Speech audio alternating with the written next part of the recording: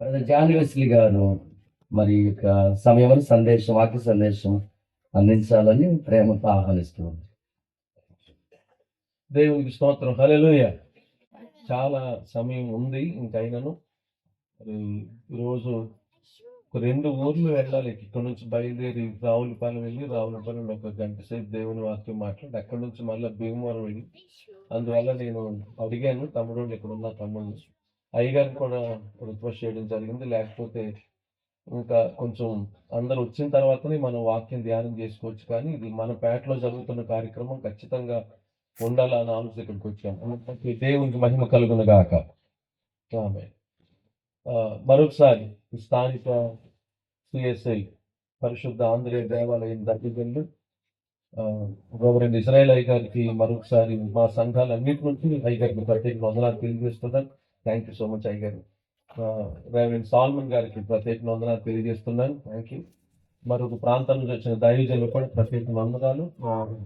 ముందుగోలు గ్రామానికి సంబంధించినటువంటి విశ్వాసులందరికీ, మరి ముఖ్యంగా మన క్రిస్టియన్ పేటలో ఉన్నటువంటి పెద్దలందరికీ, రైట్ సైడ్ వచ్చిన పెద్దలందరికీ ప్రత్యేక వందనాలు తెలియజేస్తున్నాను. నా దేవుడు మనలందరినీ ఆశీర్వదించును గాక. కొంచెం స్పందించండి, పర్వాలేదు. ఆమేన్. చాలా ప్రాంతాల్లో 1-2 సంవత్సరాలు చేసి మిగతా కార్యక్రమాలు ఆపేసేవాళ్ళు లేకపోలేదు. కానీ ప్రత్యేకంగా కాలనీ వాళ్ళు అన్ని సంఘాల సేవకులను, విశ్వాసాలు అందరినీ పిలిచి ఇంత పెద్ద ఎత్తున మరి వాళ్ళు సొంతగా ఈ కార్యక్రమాలు చేయడం అనేది, యవనస్తులు ప్రస్తుతానికి అందరి పరిస్థితులు ప్రతికూలంగా ఉన్నాయి, ఫినాన్షియల్ పరిస్థితులు అన్ని ప్రతికూలంగా ఉన్నాయి. అయినను దేవుడు మరి వీరిని ఎంతో ప్రేమించి నన్ను ప్రతి సంవత్సరం ఇక్కడ పిలవడం మాత్రమే కాదు, వచ్చిన వాళ్ళందరూ కూడా మంచి భోజనాల కార్యక్రమం ఈ స్థానికంగా ఉన్నటువంటి కాలనీ వాసులందరూ ఏర్పాటు చేయడం బట్టి నేను ప్రభుని స్తుతిస్తున్నాను. నన్ను పిలిచినటువంటి తమ్ముడు కాలు ఇమ్మానుయేల్కి, మరియు నా తమ్ముడు సునీల్ గారికి, జయరాజ్కి, మరియు మా సుందరం తమ్ముడికి, తమ్ముడి పేరు తెలియదు, సుందరానికి వారి తమ్ముడికి, మరి ముఖ్యంగా ఇక్కడ స్థానికంగా సంఘ పెద్దగా ఉన్నటువంటి మరి మడతలు జయరాజు గారికి, వీరు నన్ను చాలా రోజులు బట్టి వచ్చి అడిగారు. వారిని బట్టి నేను ప్రభుని స్తుతిస్తున్నా. వారి కుటుంబ సభ్యులందరికీ కూడా ప్రత్యేక వందనాలు తెలియజేస్తున్నాను. ఒక్క మాట తెలియజేసి నేను ముగించి వెళ్ళిపోతాను. ఒక 15-10 నిమిషాలు లోపే. ఎందుకంటే ఇక్కడ ఎంత లేట్ అయినా అంత నాకు జర్నీలు అంత ప్రమాదకరంగా ఉంటుంది, మీకు తెలియదేం కాదు. ఇప్పుడు ఎక్కడి నుంచి బయలుదేరి రావులపాలెం వెళ్ళాలంటే ఎంత టైం పడుతుందో మీరు ఆలోచించట్లు చేసుకోవాలి. చాలా కాలం తర్వాత మళ్ళీ నేను జేమ్స్ అన్న చూడడానికి, మా అన్నయ్య జేమ్స్ అన్నయ్య చాలా పెద్ద పెద్ద ప్రోగ్రామ్స్ గుండుగోలలో కూడా అన్నయ్య సంగీతాన్ని వాయించడానికి వచ్చారు. వారిని బట్టి నేను ప్రభుని స్ఫూర్తిస్తున్న. వారికి, రవి గారికి ప్రత్యేక వందనాలు. మీకా గ్రంథం 5వ అధ్యాయం 2వ వచనాన్ని అజ్మనక, మీకా గ్రంథం 5వ అధ్యాయం 2వ వచనాన్ని ఎవరైనా చదివితే నేను త్వరగా ఓ మాట. బెత్లెహేం ఎఫ్రాతా, యూదా వారి కుటుంబములలో నీవు స్వల్పమైన గ్రామమైనను నా కొరకు ఇజ్రాయేలీలను ఏలబోవాడు నీలో నుండి వచ్చును. పురాతన కాలము మొదలుకొని శాశ్వత కాలము ఆయన ప్రత్యక్షమగుచూ ఉండెను. దేవుడు తన పరిశుద్ధ వాక్యాన్ని మన వెనుకలు దీవించి నిశ్చయంగా ప్రభు మనందరితో మాట్లాడును గాక. పగలు తగ్గితే 2 మాటలు వాక్యంలో రాయబడుతున్న మాట. బెత్లెహేము స్వల్ప గ్రామంగా మీకా గ్రంథంలో ప్రొజెక్ట్ చేశారు. కానీ ఎట్టి పరిస్థితుల్లో నేను అక్కడికి వెళ్ళాను కాబట్టి 4 సార్లు నేను చెప్తున్నాను, అది చిన్న గ్రామం కాదు. కానీ అలా రాయడానికి ప్రత్యేకమైన కారణం ఒకటి ఉంది. బెత్లెహేం అనేటువంటి ప్రాంతాన్ని మనం చాలాసార్లు విన్నాం. దైవజనులు మంచి వర్తమానికులు కాబట్టి మీరు చాలాసార్లు ఈ వాక్యాలు వినుంటారు. బెత్లెహేం అంటే మన భాషలో దాన్ని తర్జుమా చేయగా రొట్టెల ఇల్లు అని పిలుస్తారు దాన్ని. అంటే విపరీతమైన సమృద్ధి కలిగిన ప్రాంతం అని పిలవచ్చు. ఒక రోజు నాడు దావీదు గారు ఒక బావి దగ్గర ఉండి ఎత్తైన కొండ వైపు చూస్తూ ఒక పాట పాడుతున్నాడు. ఆ పాట ఏంటంటే, నేను ఎక్కలేని ఎత్తైన కొండకు నన్ను ఎక్కించవా ప్రభువా అని పాట పాడతాడు. మరలా అదే ప్రాంతం నుంచి యెహోవా నా కాపరి, నాకు లేమి కలుగుదు. చెప్పండి. పచ్చకి గల చోట్ల ఆయన నన్ను పరుండు చేయించున్నాడు. చెప్పండి. శాంతికరమైన జలం యొక్క నన్ను నడిపించున్నాడు. ఇప్పుడు ఈ కీర్తన ఊరికినే పై మాటగా రచించింది కాదు. పచ్చిక గల చోట్ల నేను ఉన్నాను, అక్షరార్థమైనవ్వండి, అంతరార్థం అవనివ్వండి, ప్రశాంతమైనటువంటి వాతావరణం మధ్య నేను ఉన్నాను, సమృద్ధిలో ఉన్నానని రాస్తున్నాడు. దావీదు గారి తండ్రి అయినటువంటి యెష్షయి అని పిలువబడుతున్నటువంటి తన తండ్రి సమృద్ధి అయినటువంటి ప్రాంతంలో ఉండేవాడు. మీకు గుర్తు చేస్తున్నాను, వీళ్ళ అన్నలందరూ కలిసి యుద్ధం చేయడానికి వెళ్ళినప్పుడు ఇక్కడి నుంచి మీరు ఆలోచించండి, రాజుగారు అన్ని ఏర్పాట్లు చేస్తారు, ఆహారం అంతా కూడా అక్కడ యుద్ధం ఎక్కడ జరిగినా ఆ బాధ్యత అంతా రాజుంది. కాబట్టి అక్కడ అంత ఉన్నతమైన సమృద్ధితో కూడిన భోజనాలు ఉన్నాను. ఇక్కడి నుంచి ప్రత్యేకంగా క్యారేజ్ పెట్టి పంపిస్తున్నాడంటే ఇది ఎంత ఆశీర్వదించబడిన ప్రాంతం మీరు ఆలోచించాలి. మరి ఇంకోసారి గుర్తు చేస్తున్నాను, ఆల్రెడీ బడిలో భోజనాలు పెడుతున్నా సరే అనుకోండి, ఏమంటే బడిలో భోజనాలు పెడుతున్నా, మేము చాలా చోట్ల మీటింగ్స్కి వెళ్తుంటాం, అక్కడ చాలా మంది మాకు భోజనాలు ఏర్పాటు చేస్తుంటారు. అయినను అక్కడ మన గుండుగొన్నలు ఎవరైనా ఉంటే కనుక, ఫర్ ఎగ్జాంపుల్ కాళీ ఇమానుయేల్ వాళ్ళ అక్క పండు అక్కడ ఉంది ముసునూరులో, నేను వెళ్ళిన ప్రతిసారి అక్కడికి వెళ్ళిన వెంటనే అన్నయ్య అనుకుంటా, ఆవిడ వాళ్ళ హస్బెండ్ గారు తర్వాత పిల్లలు ఆవిడ కూడా బాగా అలవాటు చేసింది, మాయర వతంతాడు మాయ అనుకుంటూ వస్తాడాడు ఇమానుయేల్ మేనల్లుడు.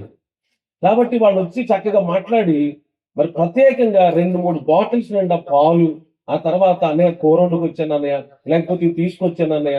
ఇప్పుడు ఇక్కడ బాగోలేదని కాదు, అయినను దానికంటే కొంచెం ఎక్కువగా తీసుకురావడానికి అనేక మంది ఆలోచించినట్లుగా అక్కడ మంచి భోజనాలు ఉన్న యుద్ధంలో ఇక్కడి నుంచి దానికంటే మించిన భోజనాలు పంపించగలుగుతున్నాడంటే బెత్లెహేము ఎంత సమృద్ధి కలిగిన ప్రాంతం. ఇంకొకటి ఆలోచించాలి, రూతు గారి యొక్క భర్త మరియు నయోనికి సమీప బంధువైన బోయాజు కూడా బెత్లెహేముకు సంబంధించిన వాడే. అక్కడ వాక్యంలో మాట్లాడుతుంటాడు ఆయన, నువ్విక వేరొక పొలములో ఏరుకొంటకు పోవలసిన అవసరత లేదు, నువ్వు ఎక్కడే ఉండు అని. హలో వినాలి, పనిగత్తలందరినీ పిలిచి పనోళ్ళందరినీ పిలిచి ఇలా అంటాడు, అరే బాబు, ఎన్ని రోజులు ఆవిడ ఎవల కోతలో ఎవరిని కల్లాలు ఏరుకుంటాకొచ్చినా సరే మీరు మాత్రం ఆ పనులు వదిలి పెడతా ఉండండి.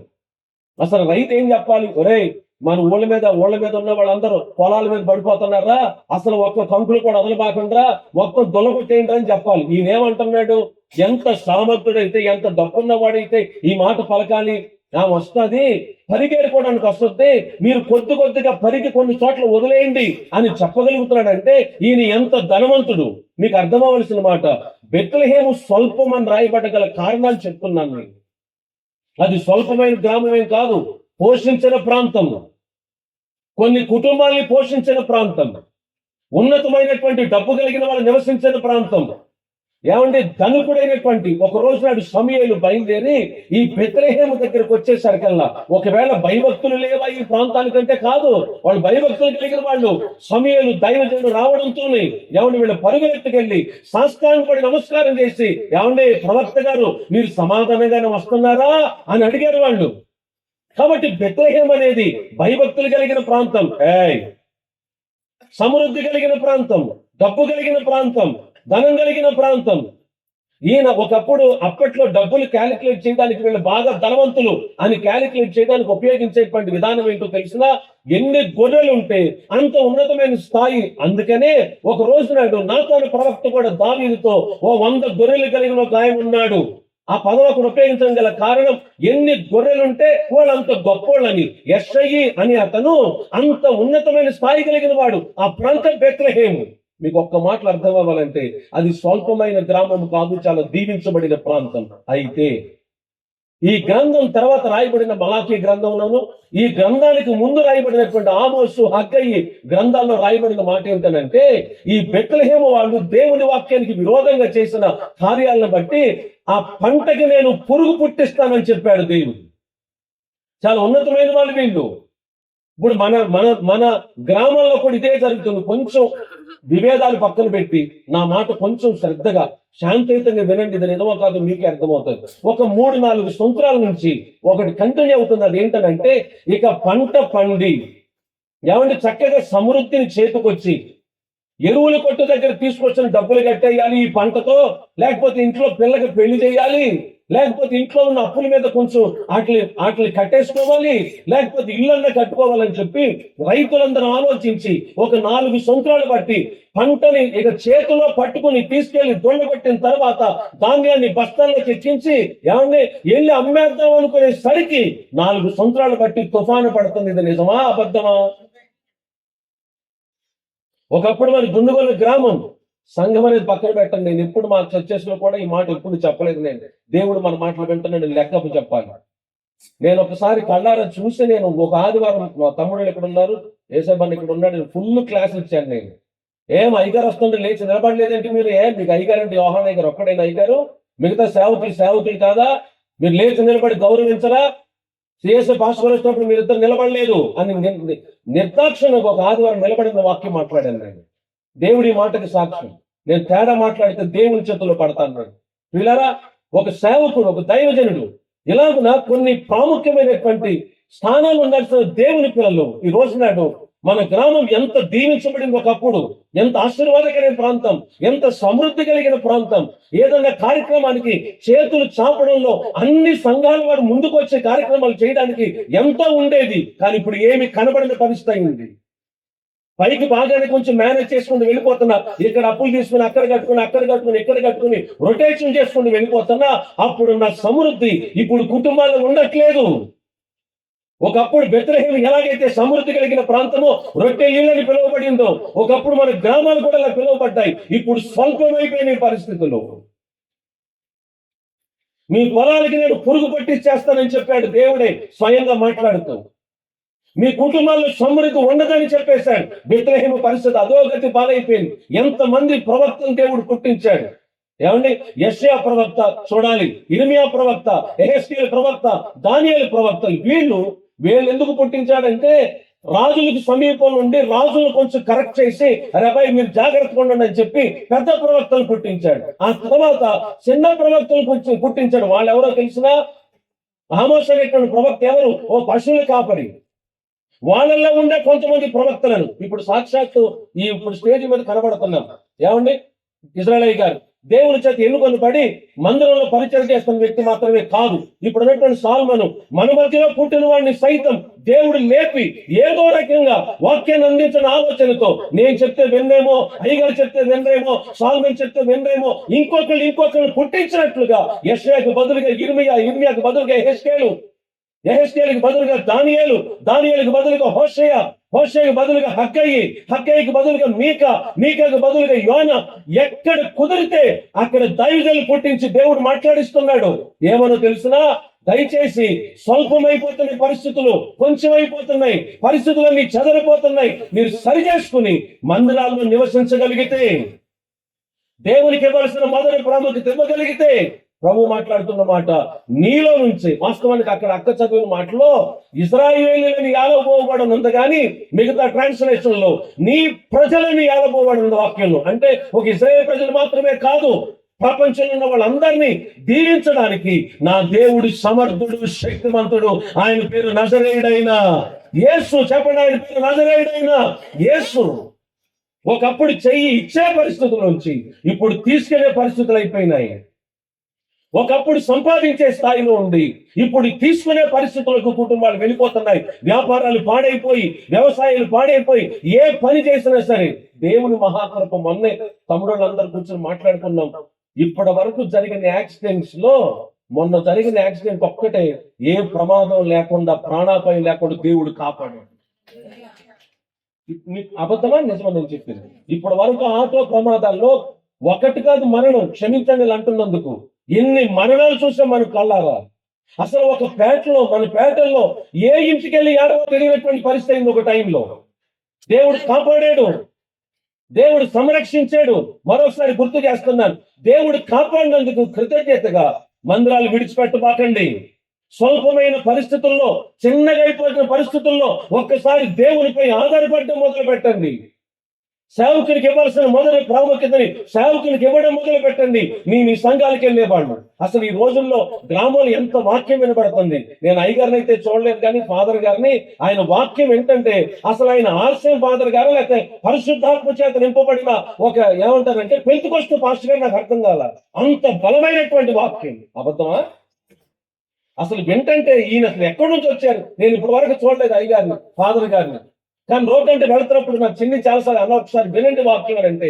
ఒకసారి కారు చోట ఆపి నేను అరగంట సేపు విన్నాను వాక్యం. అసలు మన గ్రామంలో ఇప్పుడు వాక్య ప్రవాహం వినబడతా ఉంది. మన గ్రామంలో ఎక్కడ చూసినా సరే ఏమన్నా కొంతమంది చేసిన ప్రార్థనలు బట్టి దేవుడు ఒక్కొక్క ప్రవక్తను ఎన్నుకొని అద్భుతమైన కార్యాలు దేవుడు చేయిస్తున్నాడు. కాబట్టి అక్క, సేవకునికి ఈ మాట గుర్తు చేస్తున్నాను, మనం కూడా భయభక్తులు కలిగి ఏ సంఘానికైతే వెళుతున్నామో ఆ సంఘంలో నమ్మకస్తులుగా ఉండి, ఏమైనా ఉన్నతమైన స్థాయిలో ఉండాల్సిన పరిస్థితులు కొన్ని పాడైపోతున్నప్పుడు వాటిని గమనించుకుని, అందుకని బయట వాళ్ళు అంటారు కర్మ సిద్ధాంతం అని అన్నారు. దాన్ని ఎవడు చేసింది వాడు అనుభవంతో తప్పక మానదని. దాన్ని సైంటిఫికల్ గా సర్ ఐజాక్ న్యూటన్ మీద రచించాడు. దేవి reaction has an opposite and equal reaction అని అన్నాడు. అంటే మనం చేసే చర్యకి ఏముందని? ప్రతిచర్య ఉందని. ఈ రెండింటికంటే ముందు దైవజనుడు పౌలు గారు గలతీ రాష్ట్ర పత్రికలో రాశాడు. ఆయన ఏమనంటే, మనుషుడు ఏ విత్తును చెప్పండి ఆ పంటనే కోయును. ఆ పంట కోయడాన్ని బట్టి ఇప్పుడు మన ఇళ్లలో పంట సరిగ్గా లేకుండా పోయింది. సరి చేసుకుని, ఏమండి, హృదయాన్ని సరి చేసుకుని, సంఘాలు నమ్మకత్వంగా ఉండి, సేవలు నమ్మకత్వంగా ఉండి, మన పేటలో జరుగుతున్న ప్రతి భయంకరమైన పాపం మీద విడుదల పొందడానికి కొంతమంది ప్రార్థన యోధుల వలె లేచి నిలబడగలిగితే మన ప్రాంతాన్ని మరలా తిరిగి కట్టుకొని స్వల్పమైపోతున్న ప్రతి పరిస్థితిని బాగు చేసుకుని ఆశీర్వాదకరంగా దేవుడు మార్చునుగాక. దీవెన గల పేటలుగా దేవుడు మన పేటలు మార్చునుగాక. చదువుకుంటున్న పిల్లలకు కావలసినటువంటి మంచి జ్ఞానాన్ని దేవుడు దయచేయునుగాక. ప్రతి ప్రయాణంలో, అది ఆటో మీద ప్రయాణమైన, బండి మీద ప్రయాణమైన, కారు మీద అయినా కావలసిన కాపుదల దేవుడు అనుగ్రహించునుగాక. అడుగుపెట్టు ప్రతి స్థలాన్ని దేవుడు ఆశీర్వాదకర చెప్పండి మార్చునుగాక. ఆమేన్. ఇది జరగాలంటే చిన్నగా అయిపోయిన పరిస్థితులు దేవుడు వెంటనే ఎంత సరి చేయగలడు? ఏమన్నా ఒక రోజు యెహెజ్కేలు ప్రవక్తని ఒక లోయలోకి పంపించాలి అంటాడు దేవుడు. ఇదిగో, ఏం చూస్తున్నావు నువ్వు అని అన్నాడు. నాకు ఎండిపోయిన ఎముకలు కనిపిస్తున్నాయి అన్నాడు. ఇవన్నీ ఇశ్రాయేలు మహాసైన్యంగా అవగలవా అని అన్నాడు. ఆ మాట వినడంతోనే, ఏమో ప్రభువా అది నీకే తెలుసు అన్నాడు. అయితే వెళ్ళి ప్రకటించని అన్నాడు. అక్క, మీరు వింటున్నారో లేదో, సేవకునికి దేవుడిచ్చిన భాగ్యం, దైవజనుడికి దేవుడిచ్చిన అధికారం, మీ సంఘాల్లో దేవుడు ఆ ఇచ్చిన సేవకులకు ఇచ్చిన అధికారం ఎంత గొప్పది నాకు తెలియదు ప్రభు అని అన్నాడు. ఆ మాట వినడంతో వెళ్ళి ప్రవచించు, ఇశ్రాయేలు మహాసైన్యం అవ్వాలని అని అనడంతోనే, ఉదాహరణకు చెప్తున్నా, చెయ్యి ఎముక ఆ మూలను పడి ఉంటే, ఈ చెయ్యి ఎముక ఈ మూలను పడి ఉంటే, ఈ కాలు ఎముక ఆ మూలను పడి ఉంటే, సేవకుడు నిలబడి ప్రార్థన చేసుకుని ఒక మాట పలికాడు. ఏమనంటే, అక్కడక్కడ చెదురు పడిన ఎముకలారా, మీరు ఇశ్రాయేలు మహాసైన్యంగా అవ్వాలని యెహోవా సెలవిచ్చుచున్నాడు అనడంతోనే చెదిరి ఉన్న ఎముకలన్నీ సమకూర్చబడిపోయినాయి. దైవజనులు ఉదయమే లేచి మన గ్రామాల్లో ఏమండి అందరికి వినబడేలాగా ఉన్నతంగా ప్రార్థన చేస్తున్నప్పుడు మీరు దాన్ని నెగ్లెక్ట్ చేయించేమో కానీ, సేవకుడి మందిరంలో చేస్తున్న ప్రార్థనని దేవుడు సఫలపరిచి ఎక్కడెక్కడ చెదురున్న ప్రతి కుటుంబాన్ని ఆయన సమకూర్చబోతున్న రోజులు ఇవి. ఆమె చెప్పరండి, మన రెస్పాన్స్ చాలా ప్రాముఖ్యం. ఇంకొంచెం గట్టిగా ఆమె చెప్పండి. ఆమేన్. అసలు ఇక్కడ కూర్చున్న వాళ్ళ పరిస్థితులు చెదిరి పడున్నాయేమో, అసలు బాగుపడడానికి అవకాశం లేదేమో. ఒక రోజు నాడు 38 సంవత్సరాల నుంచి బాగులేక ఆరోగ్యం లేక పడున్నటువంటి వ్యక్తి ఒక ఆయన, ఏమంటే బెతస్దా కోనేటి, నేను అక్కడికి వెళ్ళినప్పుడు నాకు చదివాను కాబట్టి ఆ పరిస్థితి కళ్ళారా చూసినట్టు అనిపించింది నాకు. నేను వెళ్ళాను. ఓ రోజు నాడు యేసుక్రీస్తు ప్రభు అక్కడికి వచ్చి మాట్లాడుతూ అంటాడు, బాబు నీకు స్వస్థత పడాలనిపించట్లేదా అని అన్నాడు. మళ్ళీ మాట అంటాడు, నాకు స్వస్థత పడాలనిపిస్తుంది కానీ నన్ను అక్కడ దాకా తీసుకెళ్లే వాళ్ళు ఎవరు లేరు. చిన్నగా అయిపోయిన పరిస్థితులు, స్వల్పమైపోయిన పరిస్థితులు. అక్కడ అంతమంది రోగులు ఉంటే వాళ్ళందరి మీద దృష్టి పడలేదు దేవుడు. ఎవరైతే విరిగి నలిగి, భలే దైవజనుడు మాట్లాడితే అంటాడు, గొప్ప వాళ్ళ ప్రార్థనలు కాదట, విరిగి నలిగిన హృదయాన్ని ఆయన అలక్ష్యం చేసే దేవుడు కాదు. ఇక్కడ కూర్చున్న నా చెల్లెళ్ళు ఎక్కడ ఉన్నారు, ఒకవేళ నలుగురిలో అరుణ ఏమన్నా మనసులో విరిగిపోయి, ఒకవేళ ఏమన్నా హృదయం అంతా నలిగిపోయి ఈ మాటలు మాట్లాడుతున్నప్పుడు, దేవుడు అటుగా వెళుతున్నప్పుడు సర్వసాధారణంగా జనరల్ సైకిల్ జరిగేది ఏంటి? నాకైతే కనుక నేను ఎప్పుడైనా పిల్లలు కొడితే అప్పట్లో ఒకసారి అప్పుడు కొట్టాను నేను, అది కనపడకుండా వెళ్ళిపోయింది, ఎవరంకలు వెళ్ళిపోయింది. ఏలూరు ఉన్నప్పుడు నేను 2 గంటలకి కనపడ్డా, నాకు మెంటలెక్కిపోయింది. ఎందుకు అతను మా నాన్న 9 అతను ఎక్కడ నుంచి నాకు కంగారు వచ్చేసింది, ఇది కనపట్లేదు. ఎప్పుడో 9ంటికి వెళ్ళి 10ంటికి వచ్చింది. రావడంతో ఈ విమానం అది పేలిపోయిందని కొట్టిన తర్వాత నాకు ఏడవకూడదు, ఒకటి టైప్ నా దాట అంటే మొహంది ఆ పేరు బాబా మొహంది ఏడు బాబా అంటున్నాను నేను. ఆపు ఏడు బాబు ఆపు అని అంటుంటే అప్పుడు అందరికీ వచ్చేస్తుంది అయ్యా, ఏం చేయమంటావు? కొట్టావు, వచ్చేస్తుంది, ఏం చేయమంటావు? సర్వసాధారణంగా ఎవరైనా పిల్లల్ని ఎత్తుకోవాలంటే నవ్వుతున్న పిల్లల్ని ఎత్తుకోగలమా, ఏడుతున్న పిల్లలు ఎత్తుకోగలమా? ఇక నేను చెప్పండి, చక్కగా సంతోషం నీటి పిల్లలందరూ రెడీ అయ్యారు. అసలు నువ్వులేమో సంతోషం తేడా లేదు. ఏమండి, చక్కగా పిల్లలు నవ్వుతున్నారు అనుకోండి, దగ్గర తీసుకున్నాడు భలే ఉన్నాడా అని ఎత్తుకోవచ్చు. ఏడుస్తున్న వాళ్ళు ఎవడు పరిశీలించగలడు? కానీ మనకి దేవుడికి తేడా అదే. మనం అందరమేమో నడుచుకుని వెళ్తున్నప్పుడు నవ్వే వాళ్ళందరూ చూసి అరే ఈడు భలే ఉన్నాడు, ఈడు బాగున్నాడు అని అంటే, నేను ప్రకటిస్తున్న యేసు క్రీస్తు ప్రభువుని గుణమేంటో తెలిసినా ఇక్కడున్న వాళ్ళందరూ నవ్వుతూ ఈ లైన్ లో ఉన్న ఒక్కటే ఏడుస్తున్నప్పుడు ఆయన కన్నీటి ప్రార్థన చూసి దాటిపోయే దేవుడు కాదు. హల్లెలూయా. నేను సేవకునికి ఈ మాట గుర్తు చేస్తున్నాను. మరలా మన ప్రాంతాన్ని బెత్లెహేముగా దేవుడు దీవించును గాక. మన ప్రాంతాన్ని ఒక బెత్లెహేము ప్రాంతంగా దేవుడు మార్చును గాక. ఈ వీధులన్నింటిలో సిలువ రక్తాన్ని దేవుడు ప్రోక్షించును గాక. మన పేటలన్నింటిలో మరలా ఉన్నతమైన స్థాయి ఆశీర్వాదాన్ని 2026 సంవత్సరంలో దేవుడు అనుగ్రహించును గాక. తండ్రి మీకు స్తోత్రం. మీరు అందించిన సందేశం కొరకు వందనాలు. వాక్యాన్ని విన్న ప్రతి ఒక్కరి హృదయం మీ మాట నిలిచిండే కొరకు దయచేయండి. దైవజనులు మీ దాసులు రెవరెండ్ ఇజ్రాయేల్ గారిని, సంఘాన్ని, సాల్మన్ని, క్రైస్తవ నాయన ఏలూరులో ఉన్నటువంటి సిఎస్ చర్చిని మీరు ఆశీర్వదించండి. మా దైవజనులు నాయన రెవరెండ్ చార్లెస్ అయ్యర్ ఫాదర్ గారిని మీరు ఆశీర్వదించండి. ఇక్కడ ఉన్నటువంటి మా గ్రామ పెద్దలు, సంఘ పెద్దలందరూ దీవించండి. నీ దాసునిగా నేను పలికిన ప్రతి మాట యేసు నామం పేరట రూఢీపరచబడును గాక. ఆ ఒక్కనే మీరు దృష్టించి వాడికి ఆరోగ్యం ఇచ్చినట్లుగా ఇక్కడ ఎవరైతే తిరిగి నలిగి హృదయంలో నలిగి ఉన్నారో, కన్నీటితో ప్రార్థన చేస్తున్నారో, ప్రతి ప్రార్థన ఆలకించి ఘనమైన కార్యాలు జరుగును గాక అని ప్రార్థన యేసు నామం పేరట ప్రార్థించి మనోలన్నీ పొంది ఉన్నాము తండ్రి. ఆమేన్. అందరికీ వందనాలు. Thank you so much.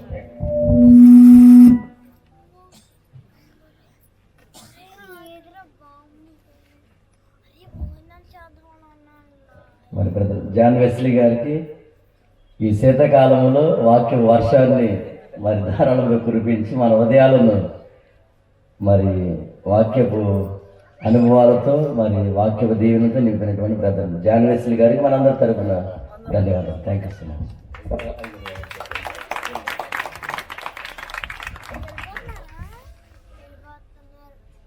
Happy Christmas.